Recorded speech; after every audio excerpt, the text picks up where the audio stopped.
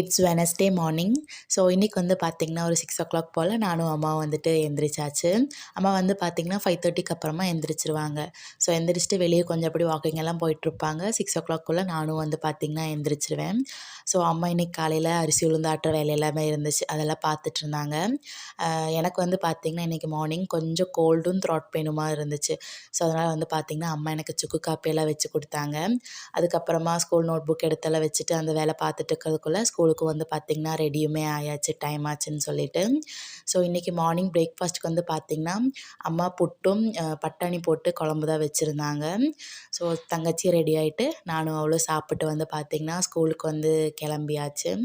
8:45 போல் வந்து பார்த்திங்கன்னா ஸ்கூல் பஸ்ஸுமே வந்துடும். அம்மாக்கெல்லாம் பை பை சொல்லிவிட்டு ஸ்கூலுக்கு வந்து கிளம்பியாச்சு. ஈவினிங் வந்ததுக்கப்புறம் வந்து பார்த்திங்கன்னா அம்மா நான் பண்ணி தரேன்னு சொல்லியிருந்தாங்க. ஸோ அதனால் வந்து பார்த்திங்கன்னா அது பண்ணுற வேலையாக தான் இருந்துச்சு. சும்மா அந்த கேப்சிகம், வெஜிடபிள்ஸ் எல்லாம் போட்டு கிரேவி பண்ணிடலாம். முட்டை வந்து அம்மா வேக வச்சு தரேன்னு சொல்லியிருந்தாங்க தனியாக.